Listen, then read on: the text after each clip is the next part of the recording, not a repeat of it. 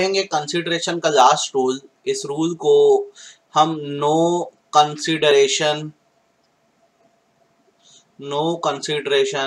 No contract rule कहते हैं। ये आता है सेक्शन 25 में इंडियन कॉन्ट्रैक्ट एक्ट के। याद रखना, अगर पूछे सेक्शन 25 क्या है तो नो कंसिडरेशन नो कॉन्ट्रैक्ट, इसको दूसरे शब्दों में कहा जाता है an agreement without consideration. An agreement without consideration is void. अगर कंसिडरेशन ये लेन देन नहीं है तो अग्रीमेंट वॉइड हो जाएगा। लाइक कंसिडरेशन क्या है? जो हम मांगते हैं। अब एग्जांपल, अगर मैं ए हूं और सामने वाला बी है, अगर मैंने बी को डोनेशन दिया है तो ये तो मेरे तरफ से की गई एक वॉलंटरी एक्टिविटी है, खुद की तरफ से मैंने उसे दिया है डोनेशन। तो इस सिचुएशन में माना जाएगा यहाँ पर कोई लेन देन तो है नहीं, ये सिर्फ मेरी तरफ से एक तरफा कार्यवाही है, मैं उसको चंदा दे रहा हूँ। तो ये कंसिडरेशन नहीं है, मतलब हमारे बीच कोई कॉन्ट्रैक्ट नहीं बना है। तो इससे ये याद रखना, agreement relating to donations, agreement relating to donations are void। Donations related agreement void होते हैं। कारण ये होता है कि इसमें कंसिडरेशन नहीं होता।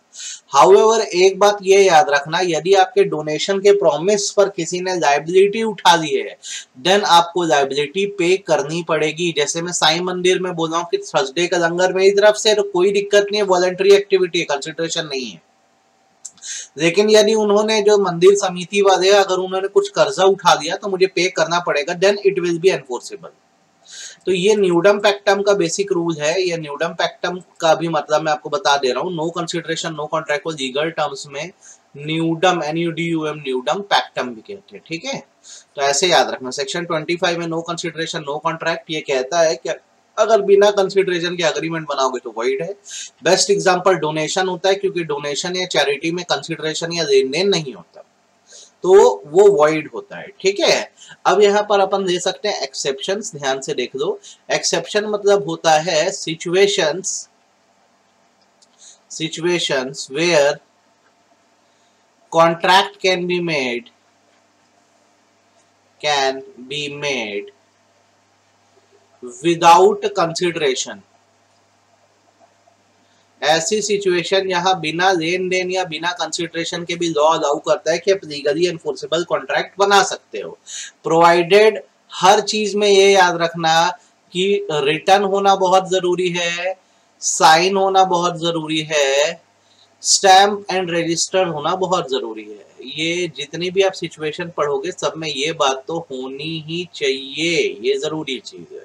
तो कौन कौन सी सिचुएशन है? पहली सिचुएशन है नेचुरल लव एंड अफेक्शन की। हमारा लॉ ये कहता है बेसिकली कि अगर दो पर्सन्स के बीच में नेचुरल लव एंड अफेक्शन है, क्या है? नेचुरल लव एंड अफेक्शन, और इस अफेक्शन से कोई अगर ट्रांसफर करता है कोई चीज, प्रॉपर्टी या मनी, और वो इस चीज को रिटर्न कर दिया है, साइन कर दिया है, स्टैंप पेपर पे दे दिया है, तो बिल्कुल वैलिड कॉन्ट्रैक्ट बन जाएगा। क्योंकि लॉ ये अज्यूम करता है कि जहां लव एंड अफेक्शन होता है वहां पर हम बिना एक्सपेक्टेशन के दूसरों के लिए बहुत कुछ कर देते हैं। और यदि हमने अगर कोई प्रॉमिस कर दिया आउट ऑफ नेचुरल लव, प्यार से, जहां पर हम किसी के नाम कोई प्रॉपर्टी कर रहे हैं, वो भी रिटर्न फॉर्म में, साइन फॉर्म में, स्टैम्प फॉर्म में, तो लॉ कहता है कि एक एक्सेप्शनल सिचुएशन है जहां कॉन्ट्रैक्ट बन सकता है। अब यहाँ कुछ बातें मैं आपको बता रहा हूं जो आपको ध्यान रखनी है। Contract without consideration shall be made on basis of love and affection only, on basis of love and affection only, if there is dispute, अगर झगड़ा है, dispute का और क्या बोला जाता है? quarrel। if there is dispute or quarrel, it will require consideration, झगड़ा सुलझाने के लिए लेन देन होता है। it will require consideration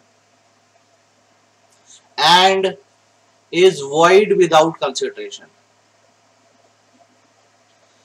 तो आपको अब यहाँ पे ये बात समझ लेनी है बहुत अच्छे से कि लव एंड अफेक्शन होगा तो कंसिडरेशन नहीं चाहिए, कॉन्ट्रैक्ट बना दो, और अगर झगड़े की बात होगी तो कंसिडरेशन लगेगा, और अगर कंसिडरेशन नहीं है तो आपका जो झगड़े वाला कॉन्ट्रैक्ट है वो वॉइड। जैसे मैंने अपनी पत्नी को एक रिंग दी, प्यार से दी तो कोई इशू नहीं है, कॉन्ट्रैक्ट है।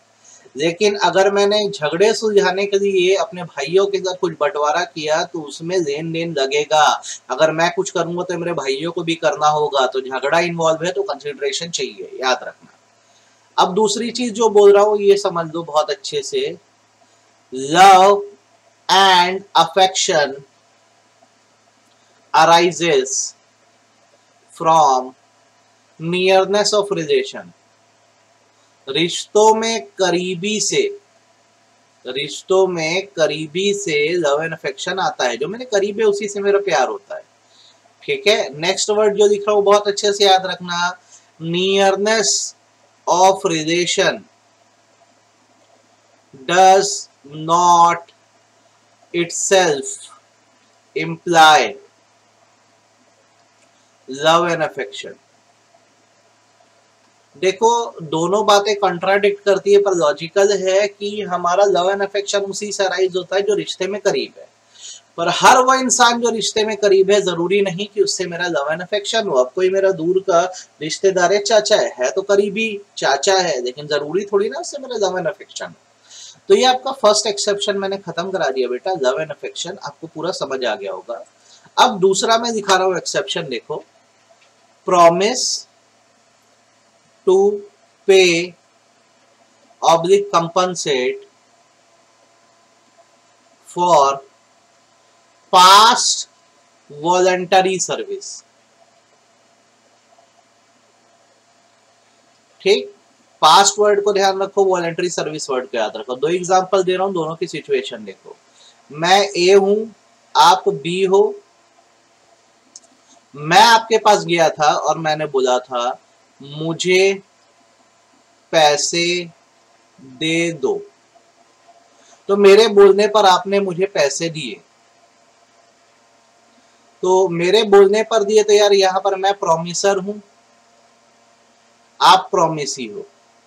क्योंकि आपने मेरे कहने पर मुझे दिया है तो आपने जो पैसे दिए ये कंसिडरेशन है। ये सिचुएशन नंबर 1 हो गई। तो हमारे बीच बराबर कॉन्ट्रैक्ट बना, अब मतलब मैं आपके पैसे लौटा दूंगा। दूसरी चीज देखो, मैं ए हूं, आप बी हो। मेरी हालत देख के मेरे बिना बोले आपने मुझे पैसे दे दिए। मेरे बिना बोले मैं बोल रहा हूं, मैंने कोई डिजायर ही नहीं शो किया था, दे दिए। तो यहाँ पर आपने मुझे कंसिडरेशन नहीं दिया है, क्योंकि कंसिडरेशन तो हमेशा प्रोमिसर के डिजायर पर आता है। मैं मांगता तो देते, बात अलग थी। आपने मेरे बिना बोले मुझे पैसे दिए थे, तो आपने एक वॉलंटरी सर्विस करी है, वॉलंटरी सर्विस करी, खुद की इच्छा से ऐसा किया। तो अब इसके बदले में आपको लेन देन तो कर नहीं सकता, तो ज्यादा से ज्यादा आपने मेरे लिए जो किया उसके लिए मैं आपको कंपनसेट कर सकता हूं। और अगर इस कंपनसेशन को मैं आपको रिटर्न फॉर्म में लिख के दूं, साइन करूं और स्टैम्प करूं कि आपने मेरे को एक टाइम पे जो अपनी इच्छा से पैसे दिए थे, मेरे लिए कुछ किया था, अब मैं उसको आपको कंपनसेट करना चाहता हूं, तो लॉ बोलता है कि कॉन्ट्रैक्ट बन जाएगा। होप्स आपको ये डिफरेंस समझ आ गया है। देखो क्या होता है कि नॉर्मली प्रोमिसर के डिजायर है, उसके कहने पर प्रोमिसी कंसिडरेशन देता है, तो एक तरह का ये इनवॉलंटरी होता है, अपनी इच्छा से नहीं दूसरे की इच्छा पर दे रहे हो। लेकिन अगर कोई खुद से हमको पैसे आके दे दे हमारे बिना बोले, तो वॉलंटरी सर्विस होता है। तो उसको अगर अपन कंपनसेट करने की बात कर रहे हो भी रिटर्न फॉर्म में, साइन फॉर्म में, स्टैम्प फॉर्म में, तो कंसिडरेशन इन्वॉल्व नहीं, कंपनसेशन इन्वॉल्व है। इस सिचुएशन में कॉन्ट्रैक्ट तभी बनेगा जब आपने प्रॉमिस जो है वॉलंटरी सर्विसेज के लिए रिटर्न फॉर्म में किया, साइन फॉर्म में किया, स्टैम्प फॉर्म में किया। नेक्स्ट उसके बाद आता है promise to pay time barred depth.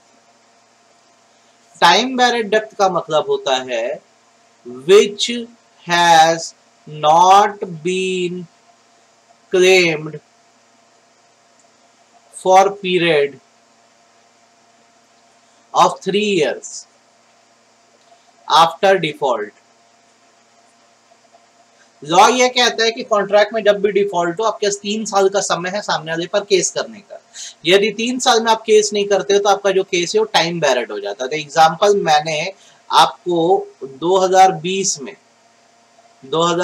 में 1 लाख रुपए उधारी दी थी, ये आपको 2020 में ही वापस करनी थी, लेकिन आप नहीं करे। अब 2023 आ गया तो मैं आप पर केस नहीं कर पाया, मैं आप पर केस नहीं कर पाया। तो ये जो डेप्थ थी ना बेटा, ये क्या हो जाएगी, टाइम बैरेड हो जाएगी। अब मैं इसको लीगली तो आपसे रिकवर नहीं कर सकता। ठीक, अब होता ये है कि एक पार्टी में आप मुझे मिलते हो और बोलते हो कि आप ये जो टाइम बैरियर डेप्थ है आप मुझे पे कर दोगे, और ये बात आप रिटर्न फॉर्म में लिख के दे रहे हो, साइन कर रहे हो, स्टैम्प कर रहे हो, ओरल बात नहीं है। आप बोल रहे हो सर आपका पैसा जो मैं डुबा दिया था मैं वापस करना चाह रहा हूँ, आप कौन हो, बी हो, आप ये बात कह रहे हो कि सर आपको पैसा आपका मैं वापस कर दूंगा। तो आप मुझे जो वापस कर रहे हो वो क्या है, बैड डेप्थ रिकवर्ड।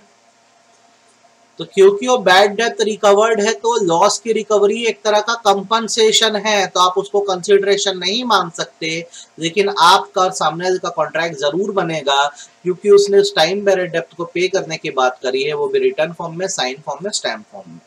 ये बात आप ना भूलें, बहुत इंपॉर्टेंट है। तो मैंने 3 बातें बोली, और आपको मैं क्या रूल पढ़ा रहा हूँ आज आपको मैं बता दूं, आपको समझना चाहिए ये रूल। मैं आपको सेक्शन 25 बता रहा हूँ, नो कंसिडरेशन नो कॉन्ट्रैक्ट। अगर कंसिडरेशन नहीं है तो अग्रीमेंट वॉइड हो जाता है, मतलब कॉन्ट्रैक्ट बन ही नहीं सकता। हाउएवर उसकी एक्सेप्शंस है, यहाँ पर बिना कंसिडरेशन के भी कॉन्ट्रैक्ट बनता है, प्रोवाइडेड वो कॉन्ट्रैक्ट रिटर्न फॉर्म में हो, साइन और स्टैम्प हो। तो ये कब कब होता है, जब नेचुरल लव एंड अफेक्शन होता है। बहुत अच्छे से सारे पॉइंट पढ़ना है, लिख लेना है। दूसरा कब होता है, जब कोई अपने से हमारे लिए कुछ किया, वॉलंटरी सर्विस दिया है। और तीसरी बात ऐसा कब होता है, जब कोई टाइम बैरियर डेप्थ पे कर रहा है, मतलब वैसी डेप्थ जो डूब चुकी है। चौथी ये चीज जो होती है विदाउट कंसिडरेशन ऑफ गिफ्ट में होती है। गिफ्ट एक ऐसी चीज है जिसे हिंदी में उपहार कहा जाता है। तो इसमें ये माना जाता है 2 पार्टीज होती है, डोनर होता है, डोनी होती है, डोनी होता है। डोनर वो है जो गिफ्ट दे रहा है, गिफ्ट दे रहा है। डोनी कौन होता है, जो गिफ्ट एक्सेप्ट करता है। तो ये सिंगल साइडेड एक्टिविटी है। नॉर्मली रिटर्न गिफ्ट तो बहुत कम किससे आते हैं। अगर मैं डोनर हूं और मैं आपको कोई गिफ्ट दे रहा हूं, अगर मान लो खासकर वो प्रॉपर्टी को लेकर है, और यदि मैं उस चीज को रिटर्न कर दिया हूँ, साइन कर दिया हूँ, स्टैंप कर दिया हूँ, WSS ऐसे याद रखा करो इसको, तो ये माना जाएगा कि अगर डोनर देने को तैयार है और डोनी रिसीव करने को तैयार है, तो गिफ्ट का एक कॉन्ट्रैक्ट बन सकता है जिसे गिफ्ट डीड बोला जाता है, और इसमें लेन देन या कंसिडरेशन की जरूरत नहीं है। ठीक है, ध्यान रखना। नेक्स्ट थिंग उसके बाद जो आती है, और ये लास्ट है, ये है एजेंसी। एजेंसी एक रिलेशनशिप है, एजेंसी एक रिलेशनशिप है जहां पर एक पर्सन दूसरे पर्सन को रिप्रेजेंट करता है। तो जो रिप्रेजेंट करता है उसको एजेंट कहते हैं, और जो रिप्रेजेंट कर रहा है उसे एजेंट कहते हैं, और जिसे रिप्रेजेंट किया जा रहा है वो प्रिंसिपल है। अब इनके बीच लेन देन इसलिए नहीं होता क्योंकि एक ही टीम में है और ये एक ही साइड में है। एजेंट किसको रिप्रेजेंट कर रहा है, प्रिंसिपल को ही तो रिप्रेजेंट कर रहा है। तो इनके बीच कंसिडरेशन नहीं है, फिर भी इनके बीच एक कॉन्ट्रैक्ट, कंसिडरेशन नहीं है मतलब क्या लेन देन होगा, इसका जो सामान बिकवाएगा उसी में से हिस्सा रख देगा ये, तो ये माना जाता है यहाँ कंसिडरेशन तो नहीं है, पर ये एक तरह का स्पेशल कॉन्ट्रैक्ट है और लॉ अलाउ करता है कि एजेंसीज के कॉन्ट्रैक्ट बनाए जाए। तो होप सो, मैं उम्मीद करता हूँ आपको ये समझ आ गया होगा और इसमें बिल्कुल डाउट नहीं आया होगा, आप इसको करो।